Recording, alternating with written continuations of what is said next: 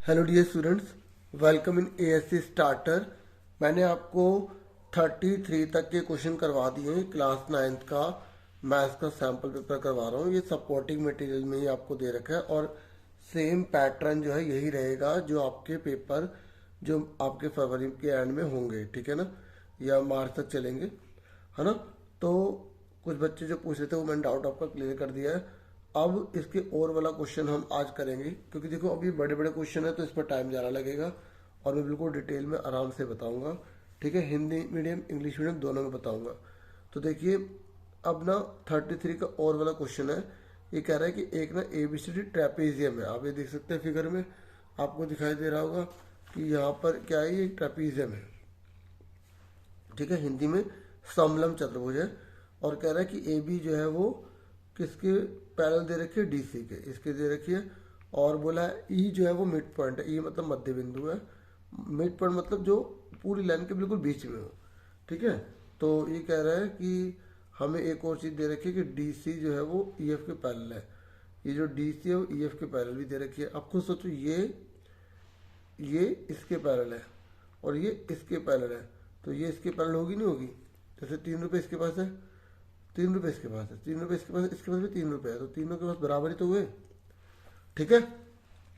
तो इस तरीके से हमें दे रखा है, हमें बोला प्रूव करो कि EF, ये पूरा का पूरा EF, ठीक है, इन दोनों को जोड़ के आधा करेंगे तो आ जाएगा बराबर।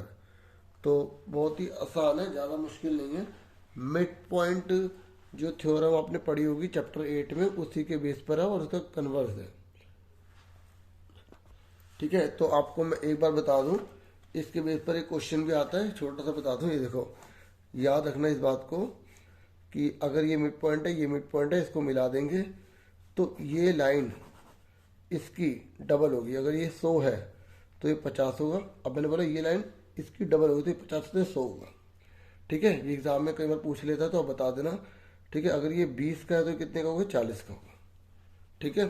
चलो अब स्टार्ट करते हैं क्वेश्चन। तो मैंने यहाँ पे गिवन टू प्रूव ऑलरेडी लिख लिया है, ठीक है, ताकि आपको दिक्कत ना आए, ठीक है। तो क्योंकि ये क्वेश्चन में से देख के लिखना था, हमने लिख लिया कि ABCD एक ट्रेपेजियम है, इसमें AB पैरेलल है DC के, ठीक है। फिगर देख सकते हो आप, और हिंदी में लिख दिया मैंने पूरा। इंग्लिश में ये उतारेंगे, हिंदी में ये उतारेंगे, ठीक है। आज एक ही पेन यूज़ करूँगा, ठीक है। टू प्रूव जो है हमें ये करना है, क्या करना है कि ये वाला ये हमने यहाँ पे लिख लेते हैं। EF मैंने इसलिए पहले नहीं लिखा था क्योंकि बता सकूँ कि हिंदी मीडियम इंग्लिश मीडियम दोनों में सेम लिखना है। हिंदी में बस ये और इंग्लिश में ये है, ठीक है, AB प्लस DC। अब प्रूफ में आ जाओ। देखो प्रूफ में फटाफट हो जाएगा, ज़्यादा बड़ा नहीं है ये, बस समझाने में टाइम लग गया। तो आप देखो, हमें DC जो है वो पैरेलल EF के दे रखा है ना, ठीक है। ये देखो दे रखा है, तो हम लिखेंगे DC पैरेलल EF, पैकेट में लिख लेंगे गिवन, ठीक है। हिंदी मीडियम वाले लिखेंगे दिया है, ठीक है। हिंदी मीडियम ये, इंग्लिश मीडियम ये। अब जब ये पैरेलल है तो हमें केवल कितना चाहिए, EG चाहिए। ये हमें पूरा नहीं चाहिए, हमें और किसी पैरेलल को छोटा कर सकते हैं, तो ये और करके लिख देंगे DC जो है वो पैरेलल होगा EG के। और जब ये पैरेलल है, ठीक है, तो आपको ये भी दे रखा है कि E जो है ना वो AD का मिड पॉइंट है। देखो ये लिखा, ठीक है, समझ में। अब आ जाओ इन ट्राइंगल ADC, ये जो ट्राइंगल है ना ADC, ठीक है, क्या दे रखा है, E is the mid point of AD, ठीक है। ये हम हिंदी में लिखेंगे इसे कि E AD का मध्य बिंदु है, ठीक है। देखिए मैं आपको बता दूं कि हमें दे रखा है कि ये मिड पॉइंट है, ये मिड पॉइंट है, तो ये लाइन इसके पैरेलल होती है। ये आपने मिड पॉइंट थ्योरम पढ़ी होगी। तो यहाँ पर हमें बोला है ये इसके पैरेलल और ये मिड पॉइंट है, तो ये मिड पॉइंट होगा, इसे बोलेंगे कन्वर्स थ्योरम, ठीक है, सुन रहे मेरी बात? क्या लिखेंगे, इसे फर्स्ट ले लेंगे और इसको सेकंड, इंग्लिश में हिंदी में from first and second, Hindi में लिखेंगे समीकरण 1 और 2 से, समीकरण 1 और 2 से। तो क्या लिख देंगे, देखो दोबारा बता देता हूँ, अगर ये और ये मिड पॉइंट है तो ये लाइन इसके पैरेलल होती है। अब उल्टा कर दो, हमें ये इसके पैरेलल दे रखा हो, एक मिड पॉइंट है तो दूसरा भी मिड पॉइंट होगा। जब मिड पॉइंट होते हैं तो लाइन पैरेलल होती है, और जब एक मिड पॉइंट और एक पैरेलल दे रखा हो तो दूसरा भी ये क्या होता है, मिड पॉइंट ही होता है। तो हम ये लिख देंगे G is the mid point of AC। ठीक है, therefore G is the mid point of AC। Hindi में लिखेंगे G AC का मध्य बिंदु है, मध्य बिंदु है। ठीक है, अब हमने ये लिखा। अब देखो इधर ये लाइन इसके पैरेलल है, ये इसके पैरेलल है, तो ये इसके पैरेलल होगी। तो हम लिख के दिखा देंगे। हम क्या लिखेंगे, देखो AB पैरेलल है, यहाँ देखो AB पैरेलल है DC के, ठीक है, और DC जो है पैरेलल है EF के। ठीक है, तो ये भी हमें गिवन है, हिंदी में दिया है, ये भी हमें गिवन है। तो देयरफॉर EF जो है पैरेलल होगा AB के, EF जो है पैरेलल होगा AB के। D से कट गया, ये पैरेलल आ गया। ठीक है, तो यहाँ पे हिंदी में लिखेंगे दिया है, या लिख देना सिंस, क्योंकि। ठीक है, दिया है, दिया है। अब इसको भी करेंगे और लिख लेंगे, क्योंकि हमें सिर्फ ये वाला ट्रायंगल चाहिए। तो EF की जगह मैं लिखूंगा GF। क्या लिख लूंगा, GF पैरेलल AB। ठीक है, और हमने अभी क्या प्रूव किया है कि G जो है वो किसका है, AC का मिड पॉइंट है। ठीक है, ये हमने प्रूव करा ना यहाँ पर। तो इसको हम थर्ड मान लेते हैं। क्या मान लेते हैं, इसको हम थर्ड मान लेते हैं। ठीक है, और इसको जो हमने लिखा है 2 पेज होगा, कोई बात नहीं, इसको फोर्थ मान लेते हैं। ठीक है, तो फ्रॉम थर्ड एंड फोर्थ। ठीक है, समीकरण हिंदी में समीकरण 3 और 4 से। तो क्या हुआ 3 और 4 से, ये जो है ना, ये F मिड पॉइंट होगा BC का। F is the mid point of BC। ठीक है, तो हिंदी में क्या लिखेंगे, F BC का मध्य बिंदु है। ठीक है, अब सुनो आगे। अब देखो यहां तक क्लियर हो गया, हमने यहां तक लिख लिया। अब देखो इस ट्रायंगल में ये दोनों मिड पॉइंट है, ठीक है, और ये लाइन इसके पैरेलल है। तो ये जो EG है ना, वो आधा होगा DC के। ठीक है, और इस वाले ट्रायंगल में ये जो GF है ना, क्योंकि ये इसके पैरेलल है और ये दोनों मिड पॉइंट है, जब ये दोनों मिड पॉइंट है और ये इसके पैरेलल है, तो ये वाला जो लाइन है इसकी आधी होगी। ठीक है, तो अब हम ये लिखेंगे in triangle ADC, in triangle ADC। ठीक है, तो हम लिखेंगे E and G are mid point, पहले मैं इंग्लिश में लिख देता हूँ हिंदी में। ठीक है, E and G are mid point of AD and AC। ठीक है, E and G are mid point of AD and AC। ठीक है, and AC also EG parallel DC।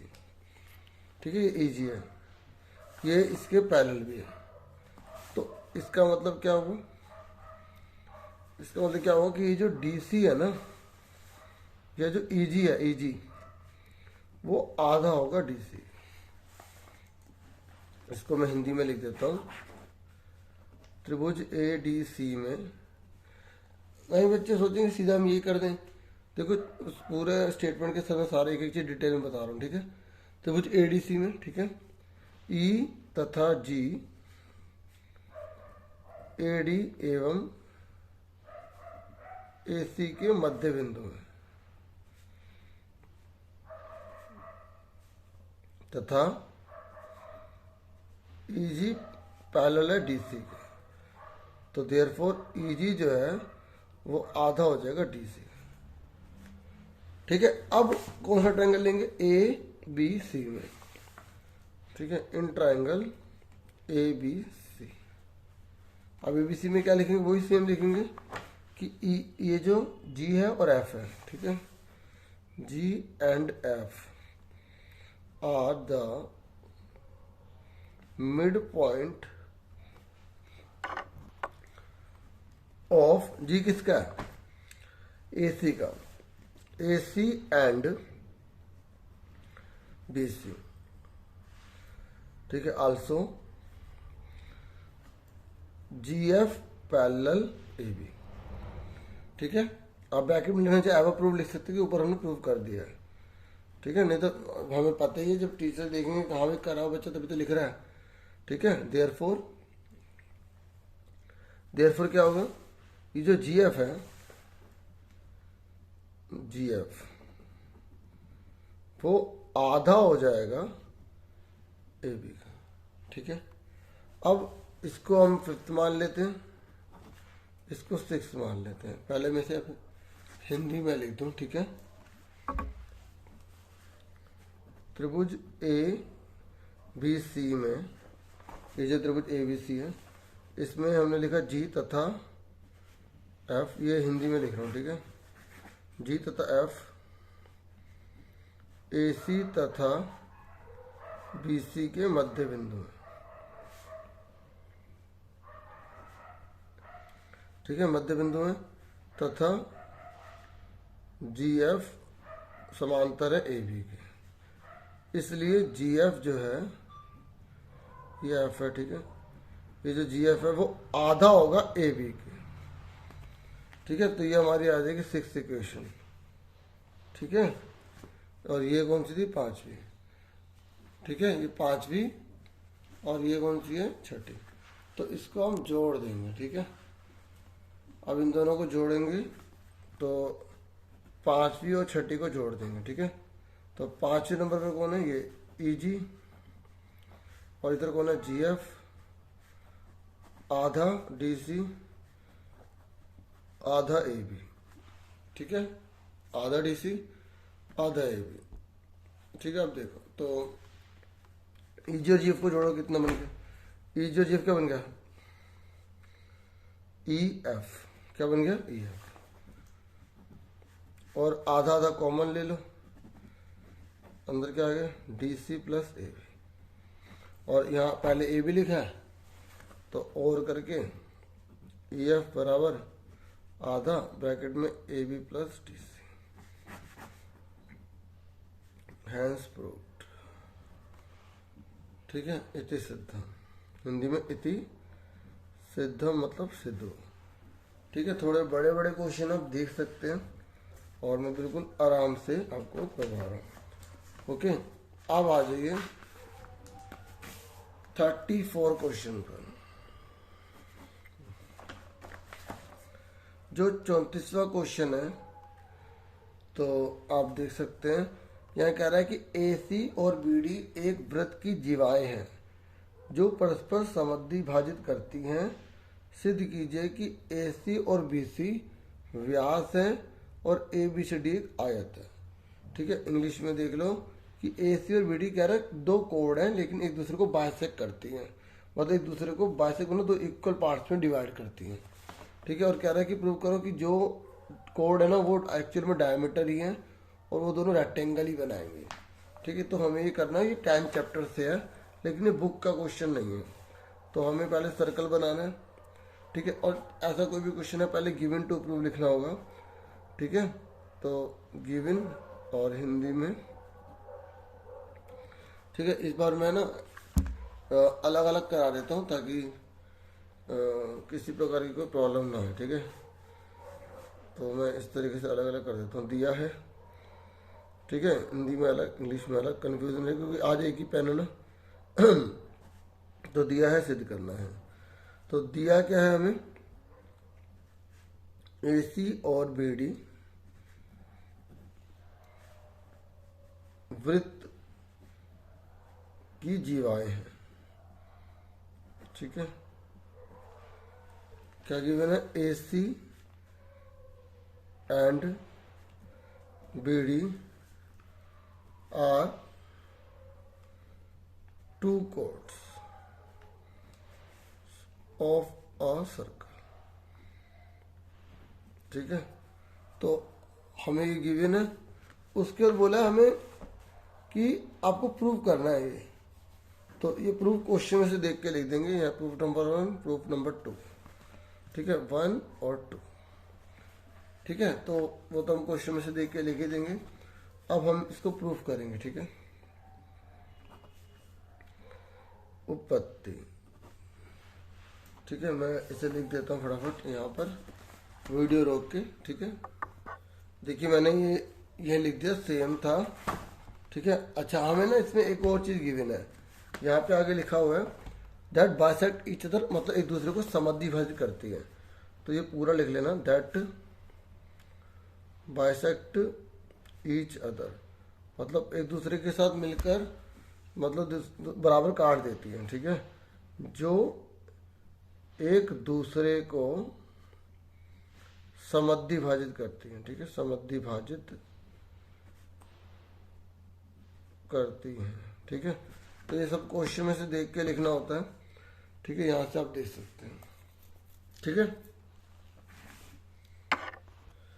देखिए जब भी ऐसा कोई क्वेश्चन आए ना, तो जो हमें प्रूफ करना होता है उसके अकॉर्डिंग ही हम पिक्चर ड्रॉ करते हैं ताकि हमारा आंसर आ जाए, ठीक है। तो हमें बोला गया कि ये जो कोड है ये डायमीटर है, ठीक है। तो आप इसे, जैसे ये देखो मैं यहाँ पर ड्रॉ कर रहा हूँ, ये मैंने ऐसे डायगोनल ड्रॉ करी, ये ऐसे ड्रॉ करी, ये मैंने सेंटर ले लिया, ठीक है। तो इसका नाम क्या, ए सी बी डी, तो इसको मिला दो,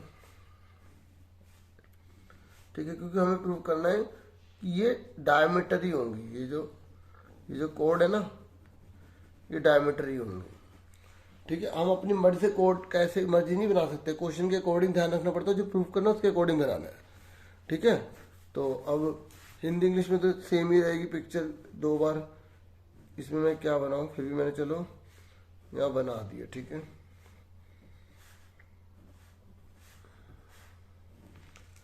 तो अब हमें बोला गया प्रूव करो कि ये जो है डायमीटर होगा, ठीक है। और जो है ये जो फिगर बनेगी वो रेक्टेंगल बनेगी। हम इसका नाम ओ दे देते हैं जहां पर ये दोनों काट रही है, ठीक है। देखिए सबसे पहले मैं आपको इसको ब्रीफ में बता देता हूँ, हम इसको पैरेललोग्राम प्रूव कर देंगे, ठीक है। तो जब हम इसे पैरेललोग्राम प्रूव कर देंगे तो आपको पता है कि जो सर्कल के अंदर अगर कोई क्वाड्रिलेटरल होता है, चतुर्भुज होता है, तो उस आमने सामने का टोटल क्या होता है, 180 होता है। तो आमने सामने का जो टोटल है अगर वो 180 है और ये दोनों बराबर भी, क्योंकि पैरेललोग्राम बन गया, तो 90 आएगा। और जब 90 कब आता है, जब डायमीटर से एंगल बनता है सेमी सर्कल पर, है ना। तो इसकी प्रॉपर्टीज होती हैं, ठीक है। वो मैं एक अलग वीडियो जाऊंगा, आपको थोड़ी बहुत वो बता दूंगा, ठीक है। तो अब उसी के बेस पर ये करेंगे, ठीक है। तो मैं बाकी इसमें भी बता देता हूँ, ठीक है, थोड़ा सा बता देता हूँ, बाकी जिनको अगर आता है तो वो वीडियो को आगे कर लें, बता देता हूँ। देखो टाइम टेटर में छोटी सी कुछ प्रॉपर्टीज हैं, मतलब आप याद कर सकते हो कि साइक्लिक का मतलब होता है आमने सामने का टोटल 180 होता है। इन दोनों का टोटल 180 होगा। एक ये है कि सेंटर पे बन रहा है और ये बन रहा है सर्कमफ्रेंस पे, परिधि पे बन रहा है, ये केंद्र पर। तो अगर केंद्र का 40 है तो परिधि वाला 20 का होगा, परिधि वाला छोटा होता है, ये हो गया। और अगर दोनों एक ही पॉइंट से एंगल बन रहे हैं, ये भी बन रहा है, ये बन रहा है।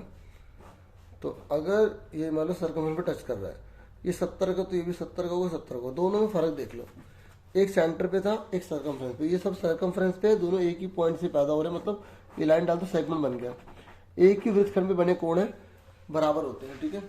और एक ये याद रख लो, और जैसे अगर ये सेंटर से होकर जा रही है मतलब डायमीटर, और डायमीटर से कोई भी अगर एंगल बनेगा तो 90 का ही होता है। तो आधा सर्कल बना हुआ आ जाता है एग्जाम में, तो फिर भी आप क्या करोगे, 90 का यूज करोगे, ठीक है। समझ में आ गई? चलो तो आगे देखो। तो सबसे पहले हम इसको क्या करेंगे, पैरेललोग्राम प्रूव करेंगे। और पैरेललोग्राम प्रूव करने के लिए हम क्या करते हैं, इन दो ट्रायंगल को कॉन्ग्रुएंट कर देते हैं, ठीक है। AOD और BOC, ठीक है। In triangle AOD and triangle BOC, ठीक है। हिंदी में अगर हम उपपत्ति लिखेंगे ना तो लिखेंगे त्रिभुज AOD तथा त्रिभुज BOC में, ठीक है। तो अब आप इसमें तीन चीजें बराबर बताओ।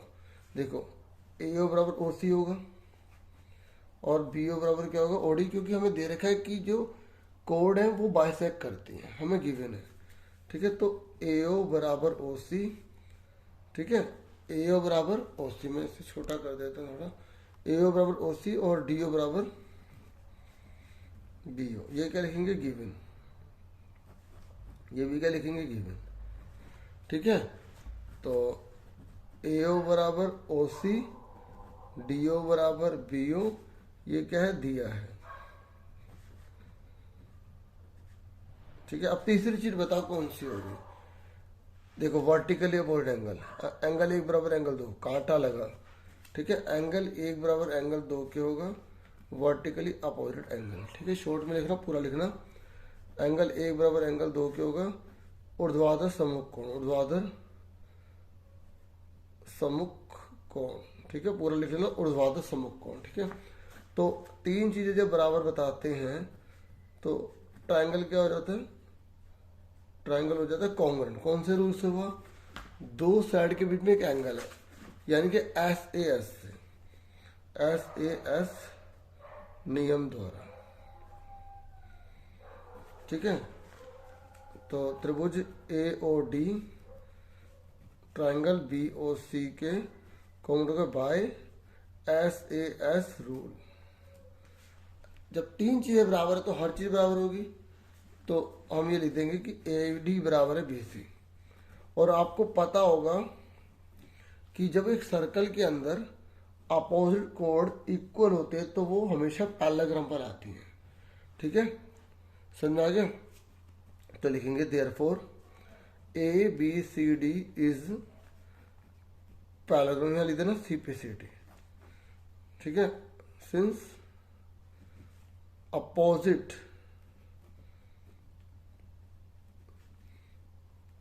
Sides are equal. तो पता ना अपोजिट साइड कौन सी बात कर रहे हैं हम, जब सर्कल के अंदर जब अपोजिट साइड इक्वल होती है ना तो वो हमेशा पैरेललोग्राम बनाते हैं, इसलिए इक्वल इन सर्कल, ठीक है। या लिख देंगे AD बराबर BC, CPCD हो गया, ठीक है। और ये लिखेंगे ABCD एक समांतर चतुर्भुज है, क्योंकि वृत्त में विपरीत भुजाएं, या भुजाएं कौन सी हैं, जीवाएं वाली, ठीक है। भुजाएं बराबर है, ठीक है। अब जब इसकी अपोजिट बराबर तो एंगल A बराबर एंगल C के होगा, नहीं होगा, तो यहाँ लिख देंगे, इसलिए एंगल A बराबर किसके होगा, एंगल C के होगा, ठीक है। तो एंगल A बराबर किसके आ गया, एंगल C के आ गया। अब ध्यान से सुनो आगे। अब यहां तक तो मैंने देखो मैंने अलग अलग किया है, ठीक है। अब आगे से सेम आगे कर रहा हूँ, ठीक है, दोनों को समझना एक साथ। देखो बच्चों, angle A plus angle C हमेशा टोटल करेंगे तो 180 होगा, क्योंकि इसका रीजन है साइक्लिक क्वाड्रिलेटरल, साइक्लिक क्वाड्रिलेटरल मतलब चक्रीय चतुर्भुज है। क्या है? चक्रीय चतुर्भुज। देखो मैंने अभी बताया था ब्रीफ में कि एक सर्कल के अंदर जो एंगल बनते हैं ना, आमने सामने का टोटल 180 होता है, पर हमने तो प्रूव कर दिया ना कि एंगल ए और सी बराबर है, तो सी की जगह भी क्या आ गया? ए आ गया। ठीक है, क्यों आया? एंगल ए बराबर एंगल सी बराबर है, तो एंगल ए कितना हो गया? 90 का आ गया। मतलब मैंने डायरेक्ट लिख दिया, अभी बाद में करते हैं। तो 180 का आधा करो, कितना आ गया? 90 डिग्री आ गया। क्या आ गया? 90 डिग्री। अब डियर, ये जब 90 डिग्री आ गया तो इसका मतलब क्या हुआ? अगर ये 90 डिग्री का आ गया तो इसका मतलब क्या होगा? BD क्या होगा? डायमीटर होगा। ठीक है, क्या होगा? BD क्या होगा? Therefore BD is diameter. Hindi में क्या लिखेंगे? BD एक व्यास है। ठीक है, और इसी प्रकार देखो, जब BD व्यास है तो ऐसे ही AC भी होगा, इसी प्रकार AC भी व्यास है। इंग्लिश में क्या लिखेंगे? सिमिलरली, इसकी हिंदी लिख रहा हूँ, सिमिलरली सॉरी इसकी इंग्लिश लिख रहा हूँ, सिमिलरली AC इज डायमीटर। ठीक है, समझ में आ गया। अब सेकंड पार्ट क्या प्रूव करना है हमें? सेकंड पार्ट में बोला कि ABCD रेक्टेंगल है। अब देखो, जैसे ये 90 डिग्री का, तो ऐसे ये भी सब 90 के होंगे। ठीक है, तो आप लिखेंगे सिंस, या लिखेंगे प्रूफ सेकंड कर रहे हैं, उपपत्ति दूसरी। ठीक है, हम लिखेंगे since angle A equal to 90 है, हिंदी में लिखेंगे क्योंकि। तो सिमिलरली यहाँ लिख देंगे एबव प्रूव्ड, ऊपर सिद्ध किया है, एबव प्रूव्ड, ऊपर सिद्ध किया है, ऊपर सिद्ध किया है। तो सिमिलरली एंगल B बराबर एंगल C बराबर एंगल D बराबर एंगल A बराबर 90 के होंगे। ठीक है, इसलिए ABCD इज रेक्टेंगल। ABCD एक आयत है, क्योंकि एक रेक्टेंगल में तो सब एंगल 90 के होते हैं। ठीक है, बस खत्म हो गया वाला सवाल। ठीक है, तो इसने काफी टाइम लिया, तो बड़े बड़े क्वेश्चन देखो बहुत टाइम लेते ही हैं, और बाकी मैं आराम से समझा रहा हूँ। अब थोड़ा सा दो लैंग्वेज में अगर थोड़ा सा दिक्कत आपको आ रही है तो मैं यही कहूँगा डियर, प्लीज़ थोड़ा एक दो बार दोबारा सुन लेना। ठीक है, इतना कोऑपरेट आप भी कर देना, क्योंकि अब अगर एक की बना पाऊंगा तो फिर दूसरे वाले नाराज हो जाएंगे। ठीक है, इसलिए दोनों को एक साथ लेके चल रहा हूँ। अब 35 क्वेश्चन देखिए। क्वेश्चन 35। ठीक है, तो 35 क्वेश्चन में आपसे बोला गया है कि अगर किसी स्फीयर का डायामीटर 25% कम कर दिया जाए तो उसका सरफेस एरिया कितना कम होगा। हिंदी में सुन लो, ये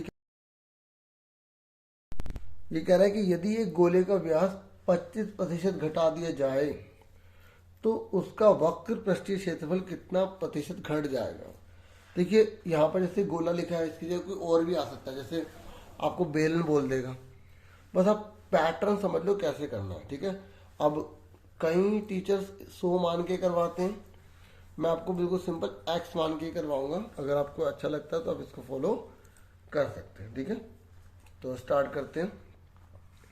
ठीक है, तो यदि गोले का व्यास दे रखा है, पहले पुरानी सिचुएशन लिखेंगे फिर नई सिचुएशन लिखेंगे। मतलब पहले गोला कैसा था, मान लेते हैं ये गोला था पहले, ठीक है, तो इसका डायमीटर जो था वो x था, ठीक है, और उसके बाद जब वो घट गया तो वो थोड़ा छोटा हो गया, तो वो कितना रह गया और कितने प्रतिशत कमी आई वो हम इसमें निकालेंगे, ठीक है।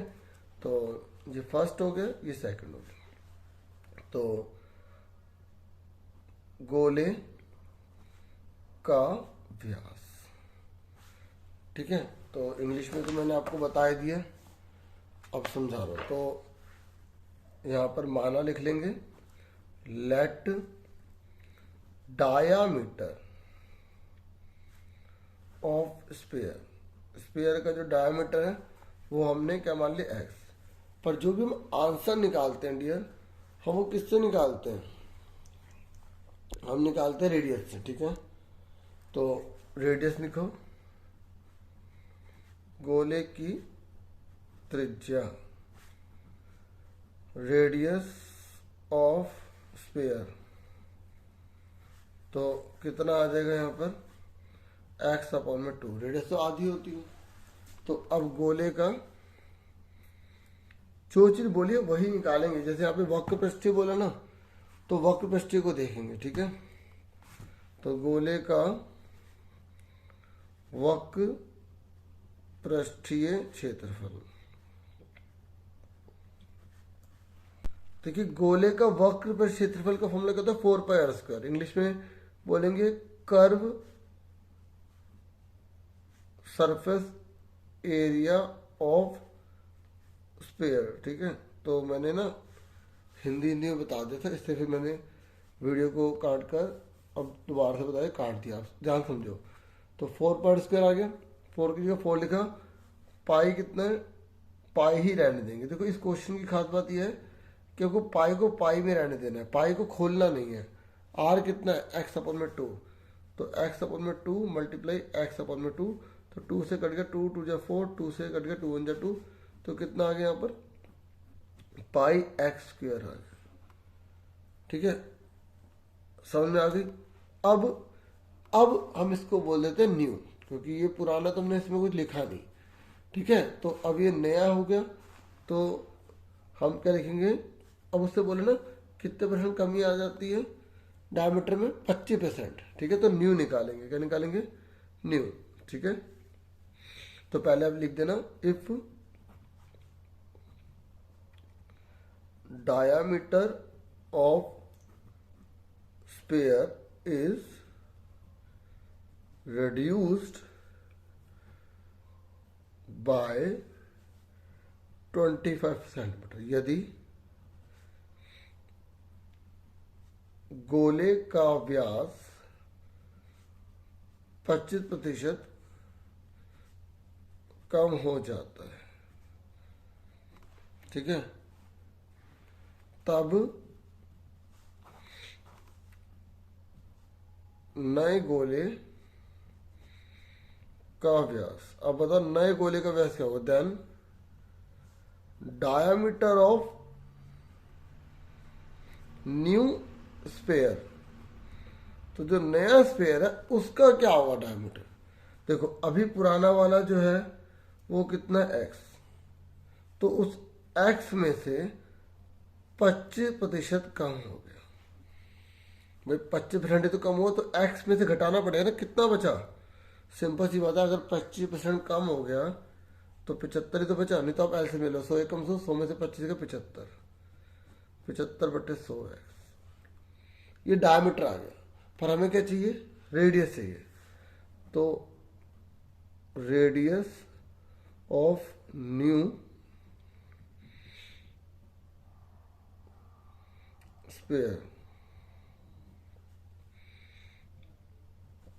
नए गोले की त्रिज्या, ठीक है। तो नए गोले की त्रिज्या 75 यहाँ का आएगा 200, ठीक है, 75/200 क्यों आया, क्योंकि देखो यहाँ देखो नीचे 2 लगाया था ना, ऊपर थोड़ी 2 लगाएंगे, डायमीटर को रेडियस में बदलेंगे तो आधे तो करके नीचे 2 आएगा, तो 100 की 2 में गुणा करें 200 आ गया।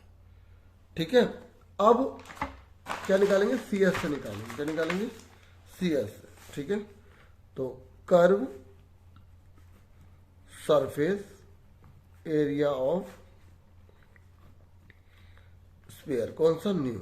ठीक है, न्यू स्फीयर का निकाल रहे हैं। ठीक है, नए गोले का वक्र पृष्ठीय क्षेत्रफल।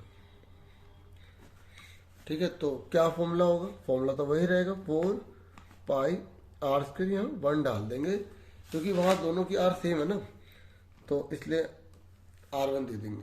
जैसे इसमें R दिया था ना, या R1 देते हैं, मतलब सेम ही अलग अलग है। ठीक है, तो 4 पाई की वैल्यू पाई रहेगी। ठीक है, R1 कितना है, 75/200x, 75/200x। ठीक है, 75/200x। ठीक है, अब इसे काटो, जो कट रहा है, देखो ये 2 से कट गया। ठीक है, 2 1 जा 2, 2 से कट गया। अब ये 25 से अगर कट रहे हैं तो आप इसे काट दो, 25 थी 75, 25 का 100, 25 3 75, 24 100, तो कितना आ गया, 3 3 9, 4 4 16, पाई एक्स एक्स एक्स का स्क्वायर हो गया। यहाँ तक क्लियर हो गया। अब हमें बोलो ना कितना रिड्यूस हुआ, तो रिड्यूस कितना हुआ हम परसेंटेज में निकालना है, तो पहले निकालेंगे रिड्यूस कितना हुआ, रिड्यूस कर्व सरफेस एरिया। ठीक है, ऑफ स्फीयर, गोले के वक्र पृष्ठीय क्षेत्रफल में आने वाली कमी।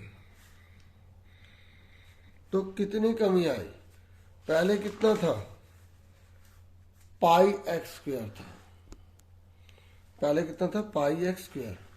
ठीक है, और अब कितना हो गया ये, तो कमी कितनी आई, पाई, एक मिनट, पाई एक्स स्क्वायर में से माइनस कर देंगे 9/16 पाई एक्स स्क्वायर। भाई देखो, पहले इतना था, अब इतना है, तो कमी कितनी आई, तो इसमें से घटाओ, कॉमन ले लो, पाई एक्स स्क्वायर कॉमन है, क्या बचा यहाँ पे 1, या 9 माइनस 9/16। ठीक है, दोनों में पाई एक्स स्क्वायर कॉमन ले लिया, तो पाई एक्स स्क्वायर 16 एकम 16 माइनस 9/16, पाई एक्स स्क्वायर 16 में से 9 गए 7। ठीक है, 7/16।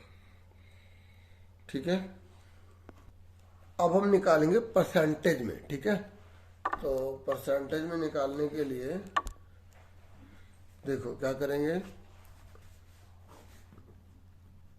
Reduce percentage. ठीक है, तो जितना रिड्यूस हुआ वो ऊपर आएगा। ठीक है, और जो बिगनिंग में था वो जो है नीचे आएगा, मल्टीप्लाई में 100। ठीक है, तो ये सिर्फ आपको समझाने के लिए मैंने लिख दिया। ठीक है, तो आप जो है इंग्लिश में, या how much percentage the surface area is reduce. ठीक है, तो लिख देंगे percentage the surface area is reduce. ठीक है, या रिड्यूस परसेंटेज, खाली इतना लिख दो। ठीक है, तो कमी प्रतिशत, तो कितना रिड्यूस हुआ, 7/16 पाई एक्स स्क्वायर, बट्टे में शुरू में कितना था, पाई एक्स स्क्वायर। ठीक है, मल्टीप्लाई में 100, जब परसेंटेज बदलते हैं तो मल्टीप्लाई में 100 और बाहर परसेंटेज लगा देते हैं। ठीक है, तो अब देखो सही से लिखो, पहले 7/16, ये पाई एक्स स्क्वायर है, ये ऊपर है, ये नीचे नीचे आ जाएगा ऐसे, ये 100 और ये परसेंटेज। ठीक है, तो ये पाई स्क्वायर कट गया। अब 7 को 100 से मल्टीप्लाई कर दो, या काट दो जितना कटता है, जैसे 4 से काट दो, 4 चौक 16, 4 दूनी 8, 4 पंजे 20, ठीक है। तो 25 को 7 से मल्टीप्लाई करो, 7 पंजे 35, 3 हाथ से 7 दूनी 14, 17, ठीक है। और अब इसको भाग कर लो, ऐसे डिवाइड कर लो, काटना तो काट लो। 4 चौक 16, 1 बचा, 4 तिया 12, 3 बचे, 0, 4 सत्ते 28, पॉइंट लग गया, 2 बचे और 4 पंजे 20, तो 43.75% आ गया, ठीक है। तो इस तरीके से हमने आंसर कर दिया, ठीक है। क्लियर हो गया आप सबको?